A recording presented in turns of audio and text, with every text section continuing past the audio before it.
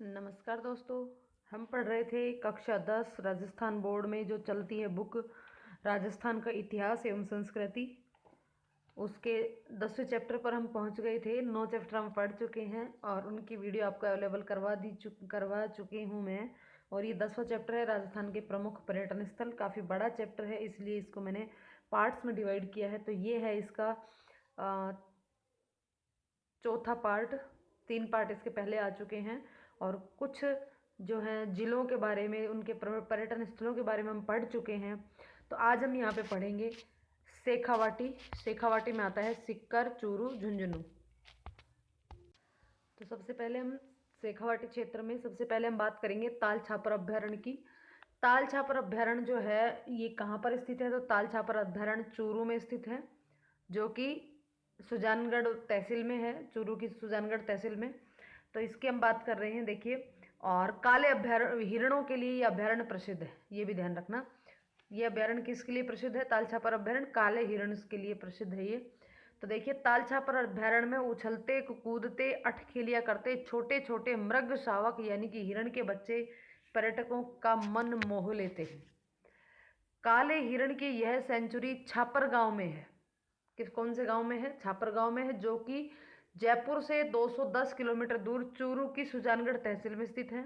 काले हिरण का यह अभ्यारण्य खुले मैदान, बड़े पेड़ों व लताओं से आच्छादित है। यहाँ हिरणों के साथ रेगिस्तानी लोमड़ियाँ, जंगली बिल्ली को भी देखा जा सकता है। पक्षी प्रेमियों के लिए यहाँ पर चील, आइबिज, दक्षिण यूरोप और मध्य एशिया में पाए जाने वाले सारस, क्रेन, चकवा, कबूतर आदि देखने को मिलते हैं। तो यहाँ पे जो चीज़ पूछी जा सकती है वो ये है कि भाई सबसे पहले तो ताल छापर अभ्यारण्य कहाँ है? तो यह है चूरू में। और ये किसके लिए प्रसिद्ध है? तो ये काले हिरण के लिए प्रसिद्ध है। और इसमें विदेशी पक्षी जैसे कि सारस, क्रेन, चकवा, कबूतर ये और चील, आइजीव, यूरोप और मध्य एशिया में पाए जाने वाले सारस, ये सब यहाँ पर देखने को मिलते हैं। उसके बाद हम बात करते हैं मंडावा की।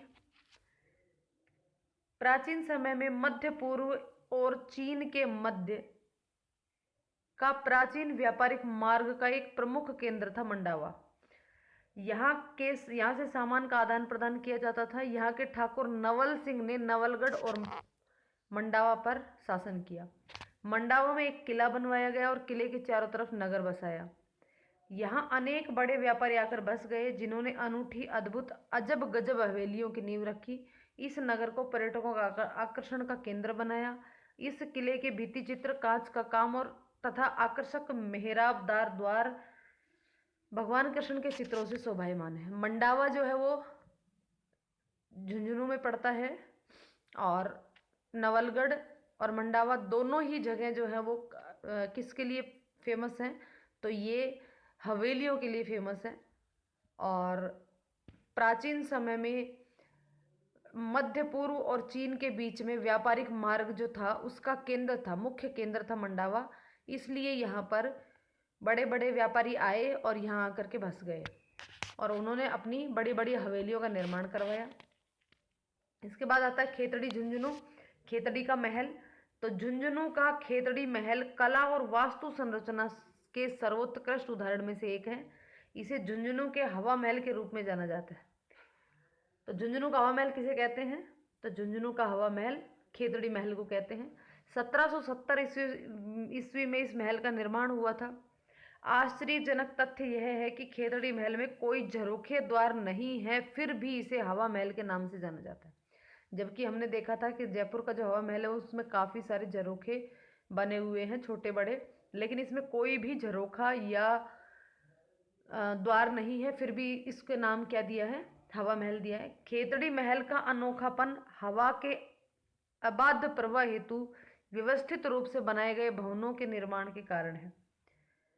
महल के लगभग सभी कक्षों में सुव्यवस्थित स्तंभ और मेहराब एक दूसरे से जुड़े हुए हैं, जो किले की शानदार समृद्धि रूप प्रदान करते हैं। तो यहाँ पर जो खेतड़ी का जो महल है झुंझुनू का, उसको किस किस नाम से जाना जाता है? उसको झुंझुनू का हवा महल के नाम से जाना जाता है, लेकिन इसके अंदर कोई भी खिड़की या दरवाजे नहीं है। उसके बाद बात आती है श्रद्धानाथ जी के आश्रम की, जो कि लक्ष्मणगढ़ में है। तो लक्ष्मणगढ़ पड़ता है सीकर में। श्रद्धानाथ जी का आश्रम लक्ष्मणगढ़। अमृतनाथ जी महाराज के शिष्य परंपरा के संत श्री श्रद्धानाथ जी द्वारा स्थापित यह आश्रम लक्ष्मणगढ़ सीकर के रेलवे स्टेशन के पास स्थित है। इस आश्रम में श्रद्धानाथ जी के साधना में जीवन की झांकी श्रद्धालुओं को देखने को मिलती हैं। यह आश्रम नाथ संप्रदाय का एक मुख्य केंद्र है। तो श्रद्धानाथ जी के आश्रम की बात हो रही है, तो वो कहाँ पर स्थित है? तो लक्ष्मणगढ़ सीकर में स्थित है। और ये जो है नाथ संप्रदाय का प्रमुख केंद्र है। उसके बाद हजरत कमरुद्दीन शाह की दरगाह। हजरत कमरुद्दीन शाह की दरगाह नेहरा पहाड़ की तलहटी में खेतड़ी महल के पश्चिम में स्थित कमरुद्दीन शाह की दरगाह एक खुला व्यवस्थित परिसर है जिसमें मस्जिद और मदरसा है। यहाँ प्राचीन भित्ति चित्र अभी भी देखे जा सकते हैं जिसमें सूफी संत कमरुद्दीन शाह की अलंकृत दरगाह है। तो यहाँ पर बात आती है सिर्फ और सिर्फ इतनी सी कि भाई कमरुद्दीन शाह की दरगाह कहाँ स्थित है? तो कमरुद्दीन शाह की दरगाह खेतड़ी झुंझुनू में स्थित है, जो कि खेतड़ी महल के पास में स्थित है। उसके बाद बात करते हैं नवलगढ़ की। मंडावा के साथ जो नवलगढ़ की बात हुई थी अभी, उसी नवलगढ़ की बात करेंगे। झुंझुनू और सीकर के बीच स्थित नवलगढ़ अपनी सुंदर हवेलियों के लिए प्रसिद्ध है।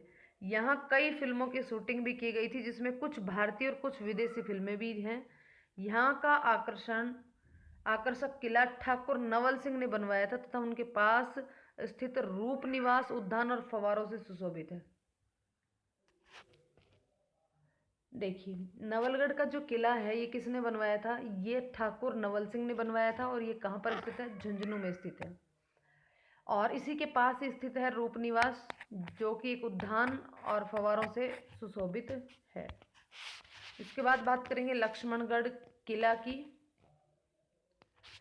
तो अभी हम जिस लक्ष्मणगढ़ किले की बात करेंगे। लक्ष्मणगढ़ नगर में यह किला गौरवशाली स्थापत्य का नमूना है। पूरे विश्व में यह स्थापत्य कला का अनूठा उदाहरण है, जो कि यहाँ बिखरी चट्टानों के टुकड़ों को सजोकर बनाया गया था, जिसके शिखर पर चढ़कर नीचे बसे लक्ष्मणगढ़ का विहंगम दृश्य दिखाई देता है। तो इसमें सिर्फ और सिर्फ इतनी सी बात है कि जो ये लक्ष्मणगढ़ का किला है ये बिखरी हुई चट्टानों के टुकड़ों को सजो करके बनाया गया था। टुकड़े जो बिखरे हुए थे चट्टानों के, उन्हीं से ये किला बनवाया गया था। नेक्स्ट बात करते हैं फतेहपुर सीकर। तो फतेहपुर शहर कायम खानी नवाब फतेह मोहम्मद ने 1508 ईस्वी में स्थापित किया था। इन्होंने 1516 ईस्वी में कायम खानी नवाब फतेह मोहम्मद ने 1808 ईस्वी में फतेहपुर शहर की स्थापना करवाई और 1516 ईस्वी में फतेहपुर किले का निर्माण करवाया। यह शहर एक समय सीकर की राजधानी के रूप में भी जाना जाता था। आज फतेहपुर शेखावाटी की लोकप्रिय संस्कृति राजधानी के रूप में जाना जाता है। यहाँ अनेक दर्शनीय जगह हैं जिसमें से द्वारिकाधीश मंदिर, सिंघानिया हवेलियाँ, नादिन प्रिंस कल्चर सेंटर और फतेहचंद की हवेली उल्लेखनीय है। तो फतेहपुर में द्वारिकाधीश मंदिर, सिंघानिया की हवेली, नादिन प्रिंस कल्चर सेंटर और फतेहचंद की हवेलियाँ, ये सब चीज़ें देखने योग्य हैं। और फतेहपुर शहर का स्थापना किसने की? कायम खानी नवाब फतेह मोहम्मद ने 1508 ईस्वी में और 1516 में फतेहपुर के महल का यानी कि किले का निर्माण करवाया। इसी के साथ शेखावाटी क्षेत्र खत्म। अब हम बात करते हैं जोधपुर की। तो जोधपुर में सबसे इम्पोर्टेंट चीज़ है जोधपुर का किला, जो कि मेहरानगढ़ के किले के नाम से जाना जाता है। आज इस किले की तारीफ पूरी दुनिया में की जाती है, जिसका संरक्षण, समृद्धि, मजबूती एवं रख रखाव अतुलनीय है। जोधपुर के क्षितिज पर शोभायमान 125 मीटर ऊंची सीधी पहाड़ी पर अभेद्य मेहरानगढ़ किला है। यह एक ऐतिहासिक किला भारत में सबसे अधिक लोकप्रिय किलों में से एक है। यह इतिहास और किंवदंतियों से सदा जीवित रहा है। मेहरानगढ़ का किला आज भी जयपुर की सेनाओं द्वारा उसके दूसरे द्वार पर किए गए तोप के हमले की गवाही देता है। किला अपने उत्तम मेहराबदार झरोखे, नकाशीदार पट्टियां और सजावट युक्त द्वारों और मोती महल, फूल महल, शीश महल की चित्रित दीवारों के लिए जाना जाता है। मेहरानगढ़ जो किला है ये आज भी दुनिया में इसकी तारीफ होती है और ये जोधपुर में 125 मीटर ऊंची सीधी पहाड़ी पर बनाया गया है। काफी इसके अंदर मेहराबदार और झरोखे, नक्काशी पट्टियां, सजावट युक्त द्वार, मोती महल, फूल महल, शीश महल, इन सभी के लिए ये प्रसिद्ध है।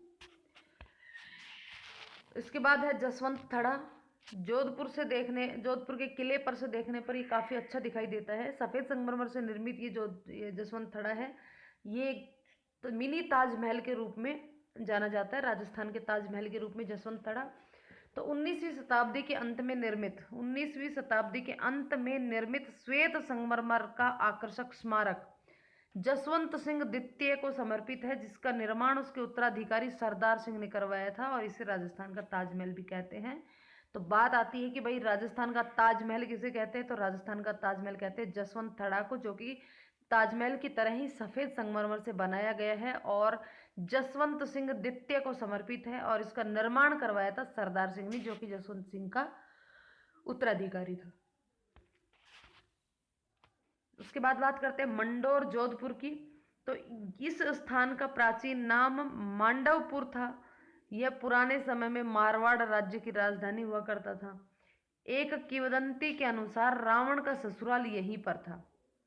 मंडोर में ही रावण का ससुराल बताया गया है। यह सदियों से होली के दूसरे दिन रावण का मेला लगता है। मारवाड़ की प्राचीन राजधानी मंडोर जोधपुर के उत्तर में स्थित है।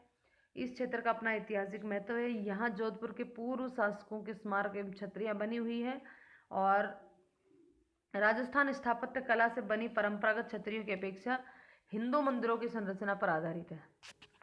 तो मंडोर जोधपुर जो जगह है, ये माना जाता है कि ये जो रावण है उसका ससुराल था, इसलिए होली के दूसरे दिन यहाँ पर रावण का मेला लगता है। इसके बाद आती है कायलाना झील। जैसलमेर रोड पर कृत्रिम झील एक सुंदर पिकनिक स्थल है। कैनवास के चित्र जैसी दिखती इस झील की रमणीयता अविस्मरणीय है। आरटीडीसी के माध्यम से इस झील में विहार हेतु नौकायन सुविधा भी उपलब्ध है। तो ये कायलाना झील है जो कि जोधपुर में स्थित है। माचे सफारी उद्यान। जैसलमेर मार्ग पर कायलाना झील से लगभग 1 किलोमीटर दूर माचे सफारी उद्यान है। यह एक पक्षी विहार है। यहाँ पर हिरण, रेगिस्तान की लोमड़ी, विशाल छिपकली, नीलगाय, खरगोश, जंगली बिल्ली, लंगूर, बंदर आदि कई पशु पाए जाते हैं और उद्यान सूर्यास्त के दृश्य के लिए सुविख्यात है। सूर्य अस्त का दृश्य देखने के लिए सुविख्यात है माचिया सफारी उद्यान जोधपुर। इसके बाद हम बात करेंगे बालसमंद झील। तो जोधपुर से लगभग 5 किलोमीटर की दूरी पर जोधपुर मंडोर रोड पर बालसमंद झील स्थित है, जिसका निर्माण 1159 ईस्वी में मंडोर के एक जल स्रोत हेतु किया गया था। बाद में बालसमंद झील के किनारे पर ग्रीष्म महल निर्मित करवाया गया। यह हरे भरे बागानों से घिरा हुआ है। पशु पक्षी और लोमड़ी, मोर आदि यहाँ पर पाए जाते हैं और यह झील पर्यटकों और स्थानीय लोगों को लोकप्रिय पिकनिक है।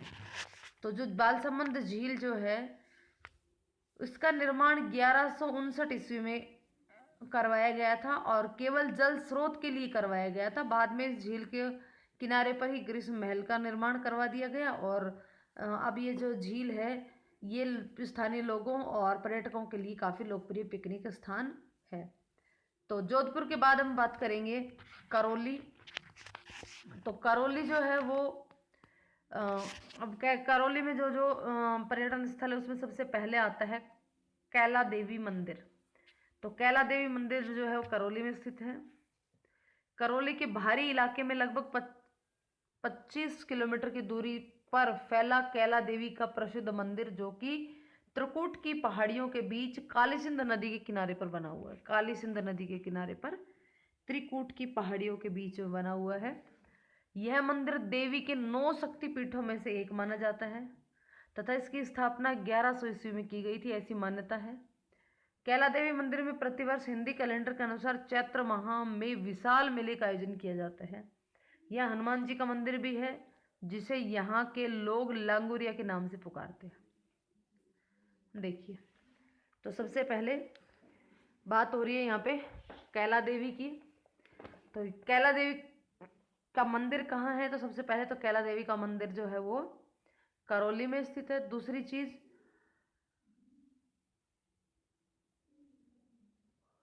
कैला देवी का मेला कब भरता है? तो चैत्र मास में कैला देवी का विशाल मेला भरता है। इसकी स्थापना 1100 ईस्वी में की गई थी और कैला देवी के मंदिर के पास में हनुमान जी का मंदिर है, जिसे यहाँ के लोग क्या कहते हैं? लांगुरिया कहते हैं। और जो गाए जाने वाले गीत हैं उनको भी लांगुरिया कहा जाता है। उसके बाद आता है श्री महावीर जी मंदिर। 19वीं सदी में बना बेजोड़ वास्तुशिल्प की संरचना से श्री महावीर जी का मंदिर, जो कि एक जैन तीर्थ स्थल है, यहाँ पर प्रति वर्ष चैत्र शुक्ल पक्ष की 13वें दिन से लेकर के कृष्ण पक्ष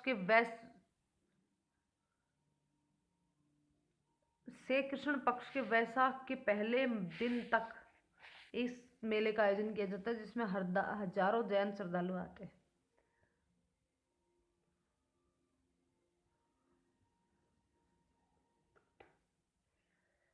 उसके बाद आता है मेहंदीपुर बालाजी।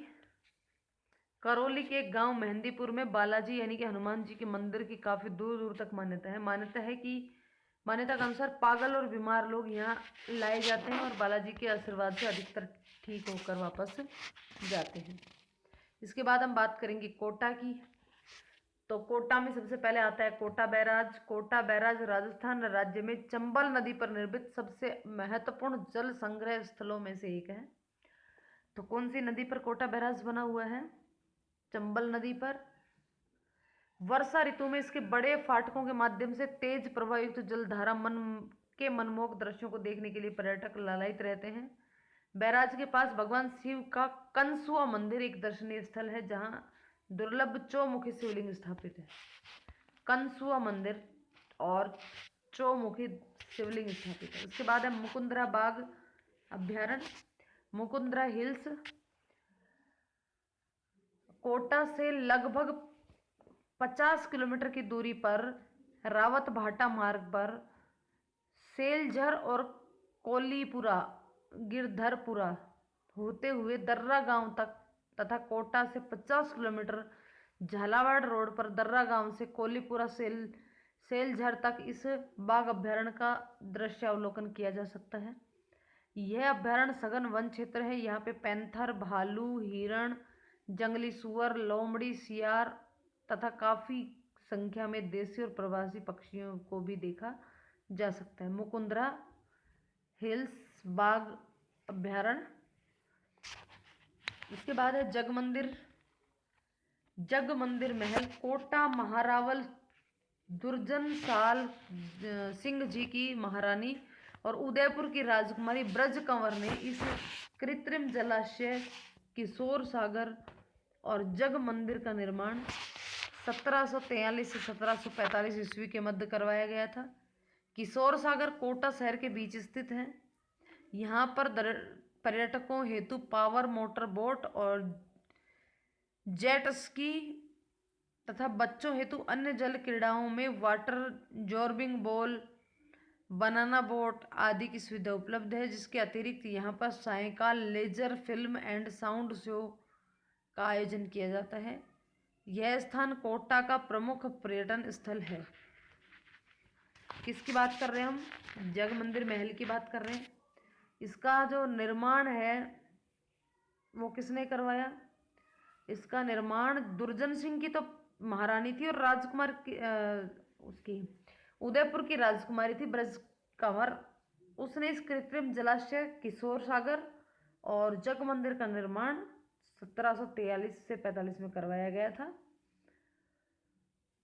और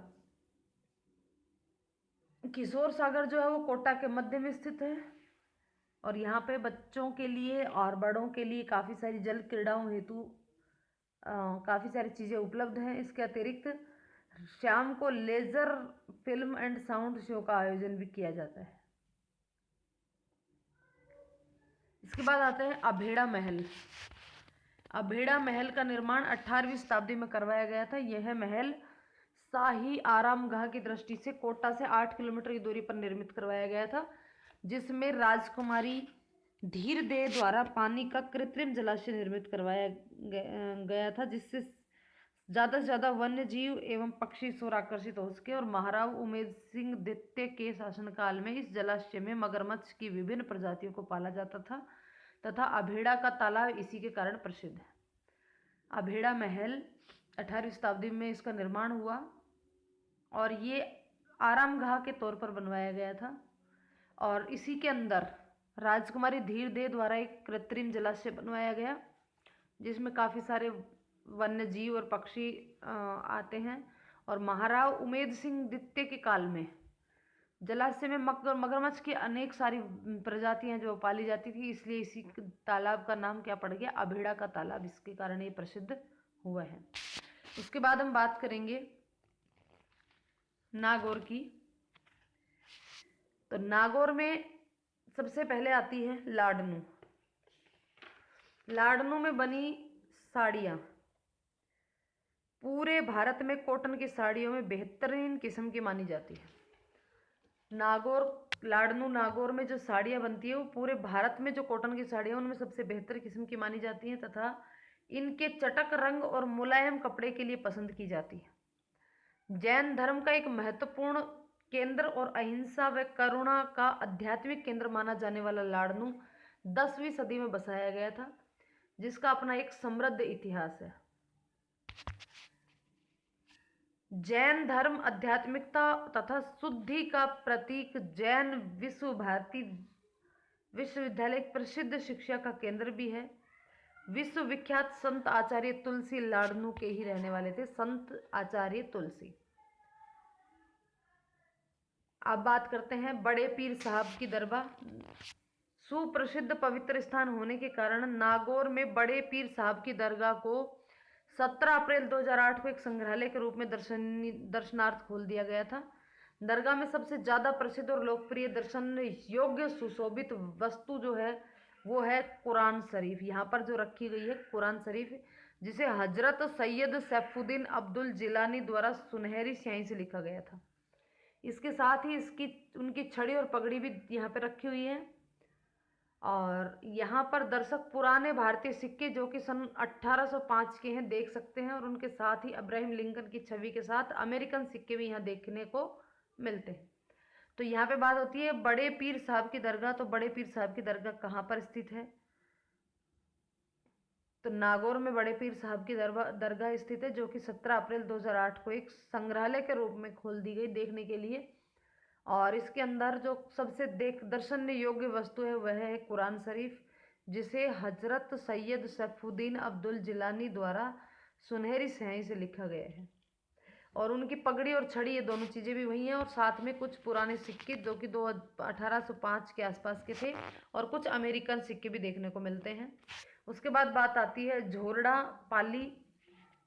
तो नागौर तहसील में स्थित झोरड़ा एक छोटा सा गांव है। प्रसिद्ध सूफी संत बाबा हरिराम की जन्मस्थली होने के कारण काफ़ी प्रसिद्ध है। हर वर्ष हिंदी महाभाद्रपद की चतुर्थी और पंचमी के अवसर पर झोरड़ा में लगभग 1 से 2 लाख श्रद्धालु आते हैं। यहाँ पर लोग जो आते हैं वो कहाँ कहाँ से आते हैं, दिल्ली, हरियाणा, पंजाब, राजस्थान और यूपी। इस गांव में बाबा हरिराम मंदिर होने के साथ ही इन संत के जीवन की से संबंधित सारी स्मरणीय और दर्शनीय योग्य वस्तुएं यहाँ पे रखी हुई हैं। तो मेन तो यहाँ पे झोरड़ा जो नागौर है इसमें क्या है, सूफी संत हरि बाबा का जन्म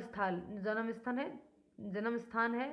यहाँ हर साल भाद्रपद माह की चतुर्थी और पंचमी को यहाँ पे क्या लगता है, श्रद्धालु आते हैं एक तरीके से, जो कि काफ़ी अलग अलग राज्यों से आते हैं, जैसे दिल्ली, पंजाब, हरियाणा, राजस्थान, यूपी, इन सभी जगहों से।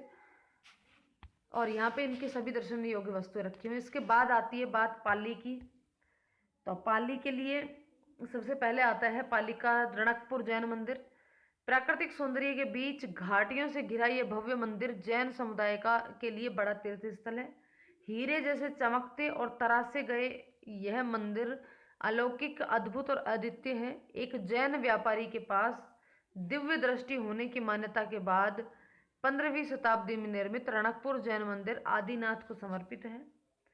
राज्य के शासक रणकुंभा ने इस मंदिर के निर्माण को प्रोत्साहन दिया था और उल्लेखनीय है कि यह अनेक मंदिरों का एक परिसर है, न कि केवल एक मंदिर है। देखिए, रणकपुर जैन मंदिर जो है ये तलहटी घाटियों के बीच से घिरा हुआ मंदिर है और ये एक जैन मंदिर है जो कि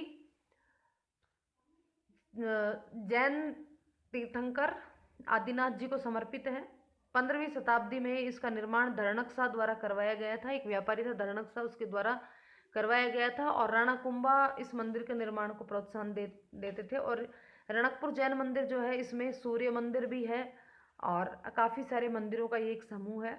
और ये जो मंदिर है ये 1444 खंभों पर टिका हुआ मंदिर है, इसलिए भी ये काफ़ी प्रसिद्ध मंदिर है। और इसमें मंदिर के गर्भगृह में जो है वो आदिनाथ जी की मूर्ति स्थापित है। उसके बाद आता है बात जवाई बांध की। पाली में जवाई बांध की। तो लूणी नदी की सहायक नदी जवाई पर निर्मित जवाई बांध का निर्माण जोधपुर के राजा उमेद सिंह ने करवाया था। यह पश्चिमी राजस्थान का सबसे बड़ा बांध माना जाता है, इसलिए इसको मारवाड़ का अमृत सरोवर भी कहते हैं। जोधपुर शहर और आसपास के गांवों के लिए पानी के एक प्राथमिक स्रोत होने के अलावा सर्दियों में जवाई बांध प्रवासी पक्षियों, तेंदुए और मगरमच्छ के लिए भी स्वर्ग है। तो जवाई बांध जो है ये पाली जिले में स्थित है और जवाई नदी पर बनाया गया बांध है, महाराजा उमेद सिंह द्वारा बनवाया गया है और ये पश्चिमी राजस्थान का सबसे बड़ा बांध है, इसलिए इसको पश्चिमी राजस्थान का अमृत सरोवर के नाम से भी इसको जाना जाता है। और काफ़ी सारे जगह पर इसका पानी पीने के लिए उपलब्ध करवाया जाता है। और साथ ही साथ सर्दियों के मौसम में यहाँ पे बाहर से प्रवासी पक्षी, तेंदुए, मगरमच्छ आदि भी यहाँ पे आते हैं। तो वीडियो लंबी ना हो इसलिए इस टॉपिक को यही ख़त्म करते हैं। अभी बीकानेर और इसके बाद का जो लास्ट जो बच गया है कंप्लीट टॉपिक जो है वो इसके बाद यहाँ पे करवा दिया जाएगा।